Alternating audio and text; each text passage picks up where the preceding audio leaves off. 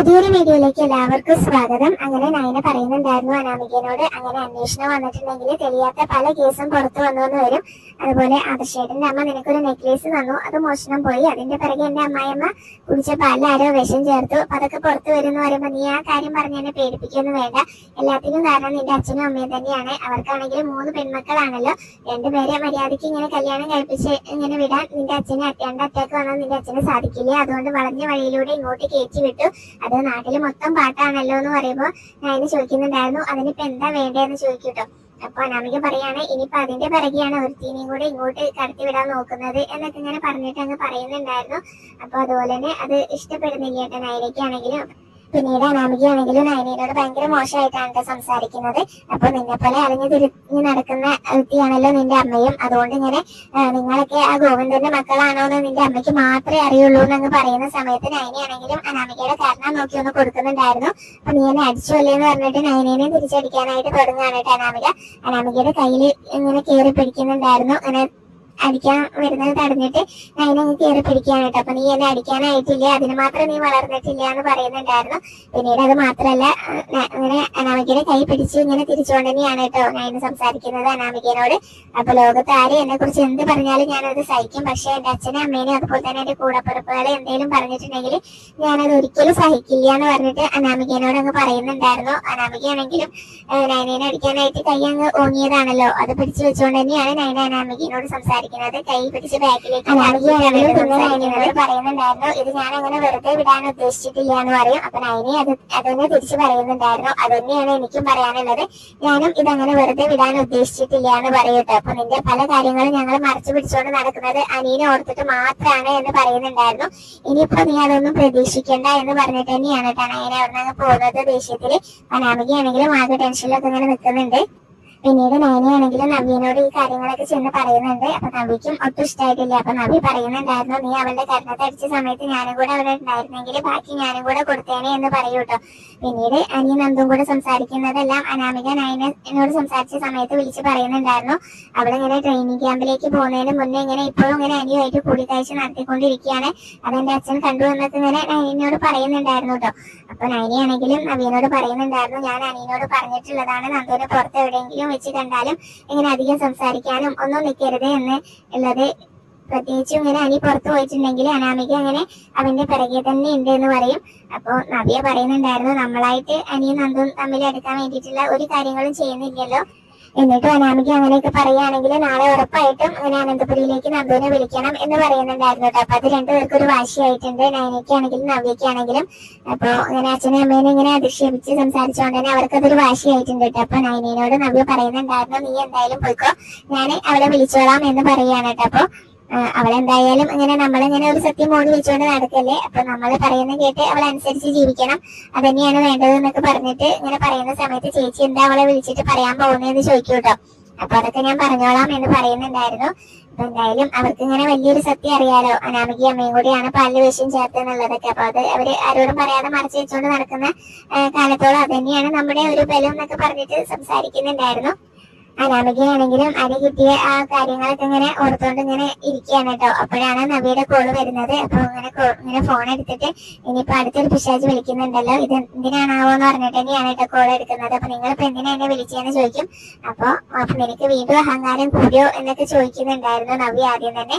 അപ്പൊ നിങ്ങൾക്ക് ഇപ്പൊ എന്താ വേണ്ടത്, നിങ്ങൾ എന്തിനാ എന്നെ വിളിച്ചതെന്ന് ചോദിക്കുമ്പോ നാളെ നന്ദു അങ്ങോട്ട് വരുന്നുണ്ട് എന്ന് പറയൂ കേട്ടോ. അപ്പൊ അത് കേൾക്കുമ്പോ അനാമിക്ക് വീണ്ടും ദേഷ്യമൊക്കെ വരുന്നുണ്ടെങ്കിലും നവ്യ പറയുന്നത് നാളെ നന്ദു അവിടേക്ക് വരുന്ന സമയത്ത് നീ ഇങ്ങനെ കമാന്നൊരു അക്ഷരം മിണ്ടി പോകരുത്, അങ്ങനെ എന്തെങ്കിലും എന്റെ അനിയത്തിനോട് മോശമായിട്ട് പെരുമാറി എന്തെങ്കിലും ചെയ്തിട്ടുണ്ടെങ്കിൽ അപ്പൊ നീ ചെയ്ത കാര്യങ്ങളെല്ലാം ഞാൻ വിളിച്ചു പറയും എന്ന് പറയാണ് കേട്ടോ. അപ്പൊ നിനക്ക് ഇത്രയൊക്കെ പറയാമെങ്കിൽ ഞങ്ങൾക്ക് എന്താ അതങ്ങ് വിളിച്ചു പറഞ്ഞൂടെ എന്നൊക്കെ ചോദിച്ച് അങ്ങ് ഭീഷണിപ്പെടുത്തുന്നുണ്ടായിരുന്നേ. അപ്പൊ നീ എന്താ എന്നെ ഭീഷണിപ്പെടുത്താണെന്ന് ചോദിക്കും. അപ്പൊ നിങ്ങൾ പറയുന്നത് കേട്ട അനുസരിച്ച് ഞാൻ ജീവിക്കണം എന്നൊക്കെ ചോദിക്കുന്ന സമയത്ത് നവ്യ പറയുന്നുണ്ടായിരുന്നു അങ്ങനെ തന്നെ വേണം ജീവിക്കാന്, അപ്പൊ നീ ഇങ്ങനെ അവിടെ പല കള്ളത്തരങ്ങളും ചെയ്തിട്ട് ഞങ്ങളൊക്കെ അത് മറച്ചു വെച്ചുകൊണ്ട് നടക്കുന്നില്ലേ, അപ്പൊ പിന്നെ ഞങ്ങൾ പറയുന്ന അനുസരിച്ച് ജീവിച്ചോണം എന്ന് പറഞ്ഞിട്ട് അങ്ങ് കോള് കട്ട് ചെയ്യാണ് കേട്ടോ. അനാമികയാണെങ്കിലും ആകെ ദേഷ്യമൊക്കെ വരുന്നുണ്ട്. പിന്നീട് നേരെ അനാമികയുടെ വീട്ടിലേക്ക് ചെന്നിട്ട് ഈ കാര്യങ്ങളെല്ലാം പറയുന്നുണ്ടായിരുന്നു.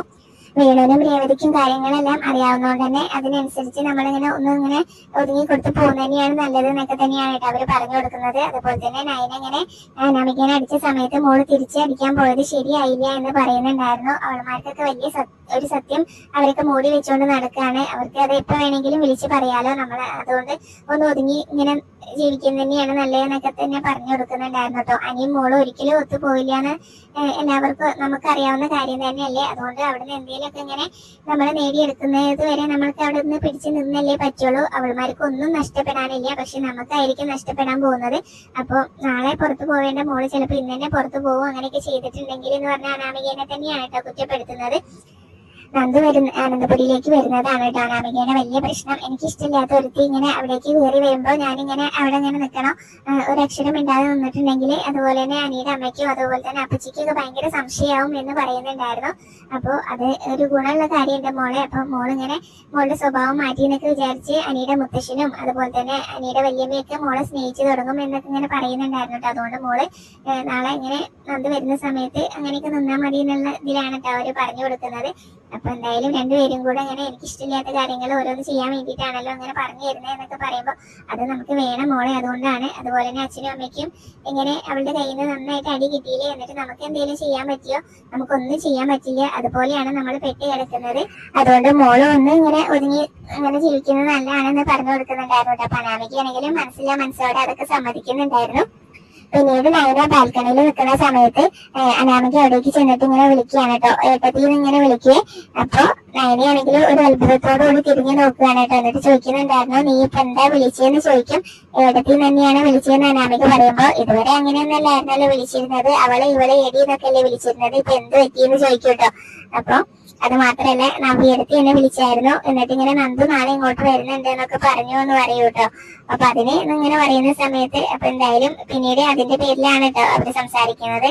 അപ്പൊ അനാമികയോടാണെങ്കിലും ഇങ്ങനെ പറയുന്നുണ്ടായിരുന്നു, എനിക്ക് ഇഷ്ടമില്ലാത്ത കാര്യം തന്നെയാണ് നന്ദു ഇങ്ങോട്ട് വരുന്നതും അനിയനെ കാണുന്നതും എല്ലാം, പക്ഷെ നീ അതുപോലെയല്ല ഇങ്ങനെ സംസാരിക്കുന്നത്, അതുകൊണ്ട് നാളെ നന്ദു ഇങ്ങോട്ട് വരണം തന്നെയാണ് എന്റെ ആഗ്രഹം എന്ന് പറയാണ്. അപ്പൊ നിനക്ക് ഇഷ്ടമില്ലാത്ത കാര്യങ്ങൾ നടക്കണം എന്ന് പറഞ്ഞിട്ട് പറയുന്നുണ്ടായിരുന്നു. നാളെ ഇങ്ങോട്ട് നന്ദു വരുന്ന സമയത്ത് നീ വേണം അവൾക്ക് ഇങ്ങനെ ഭക്ഷണം വിളമ്പി കൊടുക്കാനെന്ന് പറയാണ് കേട്ടോ. എന്റെ അനിയത്തി ട്രെയിനിങ് ക്യാമ്പിലേക്ക് പോകുന്നതിന് മുന്നേ അവൾക്ക് ഒപ്പം ഇരുന്നിട്ട് ഒരു നേരത്തെ ആഹാരം കഴിക്കണം എന്ന് എനിക്കുണ്ടായിരുന്നു. അത് എന്റെ വീട്ടിൽ വെച്ചല്ല ഇവിടെ വെച്ചെന്നൊക്കെ പറയുമ്പോൾ നന്ദുവിന് ഭക്ഷണം വിളമ്പി കൊടുക്കണം എന്ന് പറയുമ്പോൾ അനാമയ്ക്ക് അത് പെട്ടെന്ന് അങ്ങ് സമ്മതിക്കാൻ പറ്റുന്നില്ല കേട്ടോ. പിന്നീട് നയന പറയുന്നുണ്ടായിരുന്നു, ഇതാണ് ഇങ്ങനെ നീ ഇങ്ങനെ എന്റെ അച്ഛനെയും അമ്മേനെയും കുറിച്ച് ഇങ്ങനെ മോശമായിട്ട് സംസാരിച്ചതിനുള്ള ശിക്ഷ എന്ന് പറയുമ്പോൾ അതിന് ഏട്ടത്തി എന്ന് എന്റെ കർണത്തെ അടിച്ചതല്ലേ എന്ന് പറയും.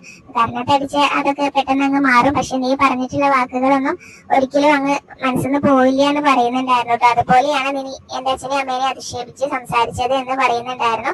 അപ്പൊ നീ വേണമെങ്കിൽ ഒന്നും കൂടി ഒന്ന് ആലോചിച്ചോ എന്ന് പറയുന്നുണ്ടായിരുന്നു കേട്ടോ. അപ്പൊ നന്ദുവിന് ഭക്ഷണം വിളമ്പി കൊടുക്കുന്ന കാര്യം തന്നെയാണ്. അപ്പൊ നീ ഇങ്ങനെ നിന്റെ നാക്കുകൊണ്ട് പലതും പറയുന്നുണ്ടെങ്കിൽ എനിക്ക് എന്താ സത്യങ്ങൾ വിളിച്ചു പറഞ്ഞൂടെ എന്ന് പറഞ്ഞിട്ടൊക്കെ തന്നെയാണ് കേട്ടോ നയന അവിടുന്ന് അങ്ങ് പോകുന്നത്. അനാമികയാണെങ്കിലും ആകെ പെട്ട് കിടക്കുകയാണ്. അപ്പൊ അതിന്റെ ഒരു സങ്കടത്തിൽ നിൽക്കുകയാണ് കേട്ടോ നയന അവിടുന്ന് അങ്ങ് പോകുന്ന സമയത്ത്.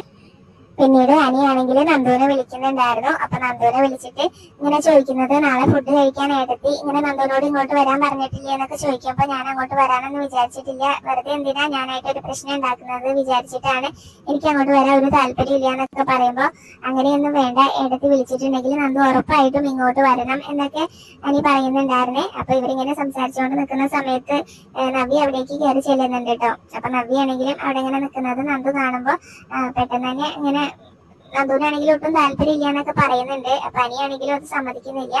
അപ്പൊ തീർച്ചയായിട്ടും നാളെ ഇങ്ങോട്ട് വരണം എന്നൊക്കെ തന്നെയാണ് കേട്ടോ പറയുന്നത്. അപ്പൊ അനാമിക ഉള്ളപ്പോ അങ്ങോട്ട് വരരുത് എന്നാണ് എപ്പോഴും ഇങ്ങനെ നയനയെടുത്ത് പറയാറുള്ളത്. ഇതിപ്പോ എന്ത് പറ്റിയെന്ന് അറിയില്ല എന്നൊക്കെ പറയുമ്പോ അതെന്തായാലും എനിക്ക് ഇഷ്ടപ്പെട്ടു എന്ന് അനി പറയുന്നുണ്ടായിരുന്നു. പിന്നീട് അനിയാണെങ്കിലും ഇങ്ങനെ പറയാണ്, എനിക്ക് നന്ദുവിനെ വൈകുന്നേരം ഒന്ന് കാണണം, ഇനിയിപ്പോ പുറത്ത് വെച്ച് കാണാൻ പറ്റില്ലെങ്കിൽ അങ്ങോട്ട് വന്നിട്ടില്ലെങ്കിൽ ഞാൻ അങ്ങോട്ട് വീട്ടിലേക്ക് വരും എന്നൊക്കെ പറയാണ് കേട്ടോ. അപ്പൊ നവ്യ വന്നുകൊണ്ട് തന്നെ പെട്ടെന്ന് തന്നെ നന്ദു കോള് കട്ട് ചെയ്യുന്നുണ്ടായിരുന്നു. അപ്പൊ ആരാ വിളിച്ചതെന്ന് നവ്യ ചോദിക്കുമ്പോ അതെന്റെ ഒരു ഫ്രണ്ട് ആണെന്ന് പറയട്ടെ. അപ്പൊ ഫ്രണ്ടിന്റെ പേര് അനി എന്നാണോ എന്ന് ചോദിക്കുമ്പോ അങ്ങനെയൊന്നല്ല എന്ന് പറയട്ടെ. അപ്പൊ നന്ദുവിന് ഇങ്ങനെ ഒരു പതർച്ചയൊക്കെ ഉണ്ട്. അപ്പൊ നിന്റെ പതർച്ചയൊക്കെ കണ്ടിട്ട് അത് അനിയാണെന്ന് തോന്നുന്നുണ്ട് എന്ന് പറഞ്ഞിട്ട് പിന്നീട് ഇങ്ങനെ നവ്യ നന്ദുവിന് കാര്യങ്ങൾ പറഞ്ഞ് മനസ്സിലാക്കി കൊടുക്കുന്നുണ്ടായിരുന്നു. നമ്മൾ എന്തിനാ മോളെ വെറുതെ ഓരോ പ്രശ്നങ്ങൾ ഉണ്ടാക്കുന്നത്, നമ്മൾ എന്തായാലും വലിയൊരു തെറ്റ് ചെയ്തിട്ടുണ്ട്, ഇനിയിപ്പോ അതുകൊണ്ടൊക്കെ തന്നെയാണ് ഒരു വീട്ടിൽ നിന്ന് 3 മരുമക്കളെ അനന്തപുരിയിലേക്ക് വേണ്ടാന്ന് വിചാരിച്ച് നീയും അനിയും തമ്മിലുള്ള അത് ഞാനും നൈനിയൊക്കെ എതിർത്തത് എന്ന് പറയുന്നുണ്ടായിരുന്നു കേട്ടോ. അനിയുടെ അനാമികയുടെ കല്യാണം കഴിഞ്ഞതുകൊണ്ട് ഇനിയിപ്പോ നമ്മളൊന്ന് ഒഴിഞ്ഞു മാറി നടക്കുന്ന തന്നെയല്ലേ നല്ലത്.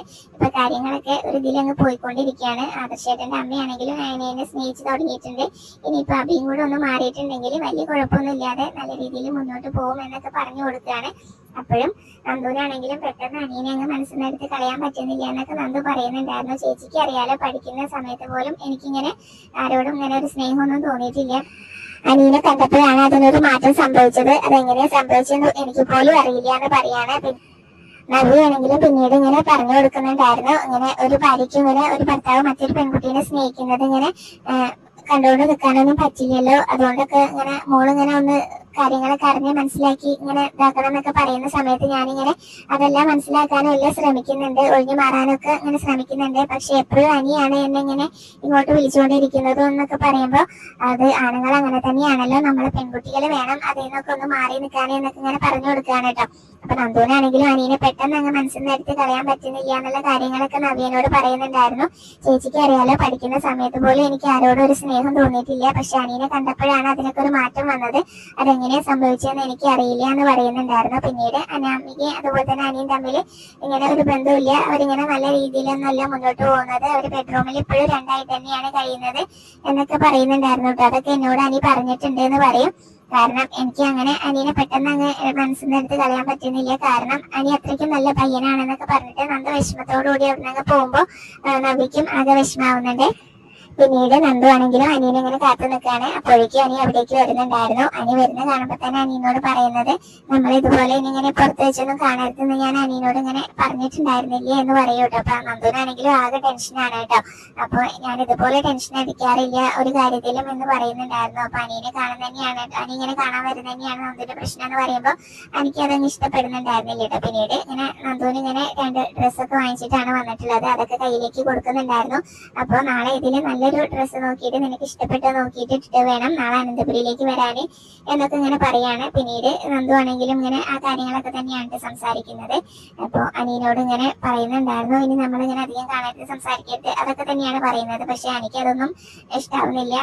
നന്ദു അനിയും തമ്മിൽ ഇങ്ങനെ സംസാരിക്കുന്നതും എല്ലാം ഇങ്ങനെ കണ്ട് ഇങ്ങനെ അനാമികയാണല്ലോ ഓരോ പ്രശ്നങ്ങൾ ഉണ്ടാക്കിക്കൊണ്ടിരിക്കുന്നത്. അപ്പൊ നന്ദു ആ കാര്യങ്ങളൊക്കെ പറയുമ്പോഴും അനി പറയുന്നുണ്ടായിരുന്നു, അവൾക്ക് എന്നോടൊരു സ്നേഹവും ഇല്ല, എപ്പോഴും ഇങ്ങനെ വഴക്കാണ്. അപ്പൊ ആ കാര്യങ്ങളൊക്കെ ഇങ്ങനെ നന്ദുവിനോട് പറഞ്ഞിട്ടുണ്ടല്ലോ. അപ്പൊ നന്ദു ചോദിക്കുന്നുണ്ടായിരുന്നു, പിന്നെ എന്തിനാ അവളിങ്ങനെ നമ്മൾ സംസാരിക്കുന്നതും കാണുന്നതും ഇങ്ങനെ കണ്ട് ഇങ്ങനെ ഓരോ വഴക്കും പ്രശ്നങ്ങളും ഉണ്ടാക്കാൻ നിൽക്കുന്നതെന്ന് ചോദിക്കുമ്പോൾ അനി പറയുന്നുണ്ടായിരുന്നു, അതെന്താന്ന് എനിക്കറിയില്ല, അപ്പൊ എനിക്കിപ്പോ നല്ല സംശയമുണ്ട്, അവളിങ്ങനെ ഉന്നം വെക്കുന്നത് ഞങ്ങളുടെ സ്വത്താണോ എന്നുള്ള ഒരു സംശയം ഉണ്ട് എന്ന് പറയുമ്പോൾ നന്ദു ആണെങ്കിലും അങ്ങനെ ചിന്തിച്ച് നിൽക്കുന്നിടത്താണ് കേട്ടോ ഇന്നത്തെ